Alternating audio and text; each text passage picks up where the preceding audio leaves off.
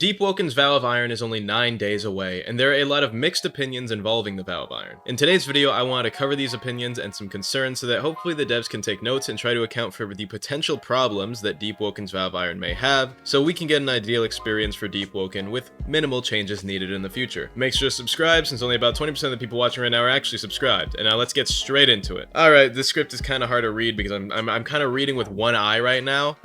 You know, I've got a corneal abrasion. It's like a little cut on your eyeball. It's a little bit annoying. It doesn't really hurt that much. Just, you know, there's tears everywhere. Anyway, before I hear someone in my comments bitching because why do you complain about everything? Shut up. The reason why I point out the negatives in the games I talk about is so that way developers can strengthen their weak points and improve their games, and Deepwoken is no exception to this. When thousands of people are telling the devs that they're hyped for the Vow of Iron, none of those people are allowing them to necessarily improve the potential weak points the game could have. And you're only as strong as your weakest link, so I aim to help Deepwoken improve by hating on it mercilessly, because that's what I do best. Anyway, first of all, and the most common concern I've seen is that lots of people feel like the devs will stop updating Deepwoken's base game once the Vow of Iron comes out. This stems from the fact that the Vow of Iron is going to be somewhat similar to Terraria's hard mode, in which it has, you know, a multitude of exclusive bosses, enemies, interactions, and items. Which, real quick, by the way, like a week ago I made a video and I accidentally said hardcore instead of hard mode in Terraria. People were like, oh, what do you mean hardcore? That's not hardcore, that's hard mode. Well, if you know it's hard mode, then you obviously know what I mean. So, regardless, it is a little bit weird of a choice for Deepwoken to do that, because the Vow of Iron is simultaneously going to be providing more new PvE content for the game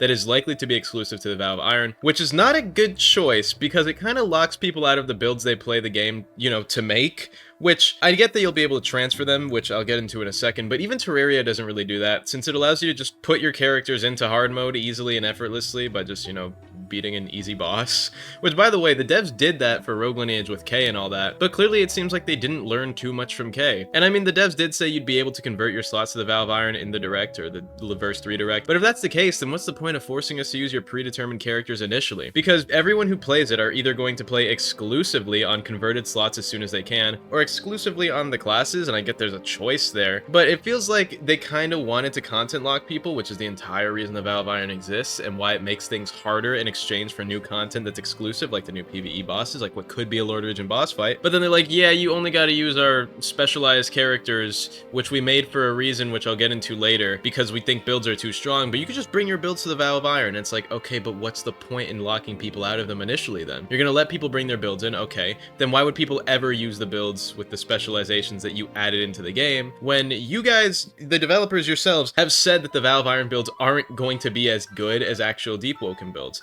The entire reason why they're doing this is because they feel like Deepwoken's builds are too well-rounded and too strong in everything, right? So the Vow of Iron is supposed to have specializations with trade-offs and stuff. So yeah, they're basically just going to be worse than the builds we already have, and you're gonna content lock people into using those, but only for like a week, specifically for the Vow of Iron, before they can transfer their slots over. What's the point? It just feels like a weird design choice, especially because like when K came out in Rogue Lineage, it did two things. It split the player base between K and Gaia players, which wasn't a good idea, but it also resulted in Rogue Lineage's Gaia being neglected in updates for a very long time, until the game just stopped getting updates at all because, you know, the devs started working towards Deepwoken before Grimkind took over, and now we get an annual update to that game, which is usually something decently cool. But people think this is exactly what's going to happen to Deepwoken, and given the fact that it is the same dev team, it is a valid concern to have, especially when something as major as the Lord of Region boss fight is very likely going to be locked behind the Vow of Iron.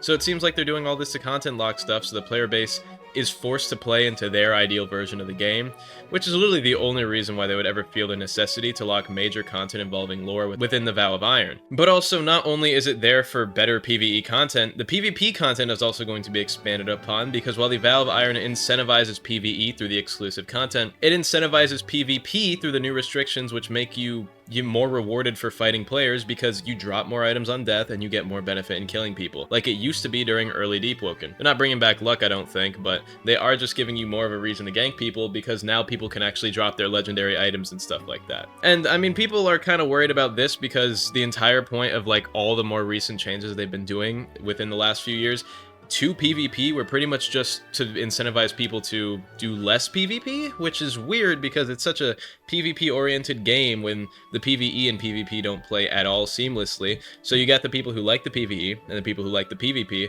but the PvP players are kind of forced to enact their will onto PvE players because it's easy to gank PvE players, right? So then the devs were like, alright, let's make them stop dropping all their items, and now they're just bringing that back, but who knows how this is gonna be. And you know, people also think they just might forget everything because they add mechanics that they kind of just ignore for a year. Like, look at motifs. They added those like a year, maybe a year and a half ago, and they just stopped adding new ones for whatever reason, which don't really make the devs look the most credible when it comes to remembering what they add to the game, right? New systems, new content, who knows what's going to get neglected next. Now, along with that, people are worried that the development is really just going to force them to give up their builds, which, yeah, for the Valve Iron, you kind of have to, at least temporarily. And kind of unrelated, but I thought it was really funny that I saw someone in the Deepwoken Discord crying about how if Valve Iron takes over, he won't be able to use his Bloodfowler anymore. Dumbass. Anyway, it is concerning that the game is going to be done with predetermined builds more in line with classes, and the reasoning Reaconteur gave behind it, as stated, which was in the last Deepwoken Direct for verse 3, was as follows. Reaconteur believes that the current builds in game are too well-rounded and have no real trade-off or risk, so Valve Iron's predetermined class-style builds will allow for specializations and weaknesses, so this is in part why the Shrine of Order got nerfed, but with how much stat points and allocation builds get, that wasn't even enough to majorly change the game's meta. So Valve Iron is going to be a way for the game to have more specialized builds, because realistically, the devs can't do anything to make the game's builds less versatile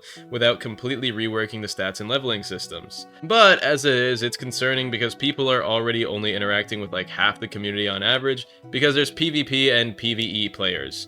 Adding in the Valve Iron means that the people who may be unwilling to play it are just going to not play it because people don't want to lose their builds, right? So you're gonna have people who split in a community that is already split, because you go from PvE and PvP players who already kind of split the community in that way, because the PvE and the PvP in this game is not seamless. There's a lot of games which will have seamless PvE and PvP with AIs that kind of make up for it. Deepwoken's not one of them. So now you're going from that to Valve Iron and non-Valve Iron players, and then you split each of those into PvE and PvP, and now you've got 4/4 of the community instead of 2 halves. Now, obviously, the community isn't going to split evenly 4-way perfectly, right? And I do think the Valve Iron will add less of a disparity between PvE and PvP players, since you don't exactly choose your builds as flexible, but there's still going to be that disparity caused by the fact that the Pathfinder route and the Valve Iron are separated, yet so functionally different, both incentivizing while also discouraging different parts of the community from playing it, and it all really just depends on the person. Like, yeah, that guy who crutches on the Bloodfowler isn't going to play it, but most of Deepwoken's players who like lore and PvE are going to be on it basically perpetually, and it's likely going to result in most of the Pathfinder version of the game just being chime players, because nobody ganks in the overworld anymore anyway, except for the top-ranked players, and I think all the top-ranked players who do play PvP are probably still interested in the game enough to where they're going to be playing the Valve Iron. But it is a bit strange, because it kind of just seems like a half-assed way for the devs to make the game in their vision without upsetting the community by changing the things they don't like or regret adding over time and doing, because they made the game too accessible, too easy in comparison to what they had in mind, and now the game has kind of just become something that they don't enjoy as much, which is kind of being rolled back by the Valve Iron, but we don't know how this is going to end up. Now, overall, I do feel like it just seems kind of like an unnecessary addition to the game.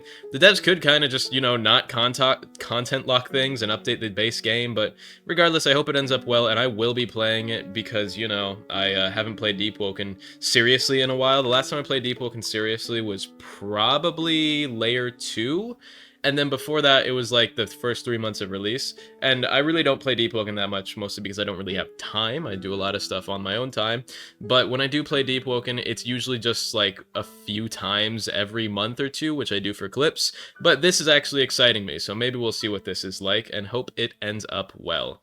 Regardless, and because I promised, shoutouts to ROBLOX, who made the Spider-Man build that I used in my last drip video review thumbnail. And speaking of drip reviews, by the way, the next one will be held on Wednesday, the 19th of November at 4 p.m. Eastern Standard Time.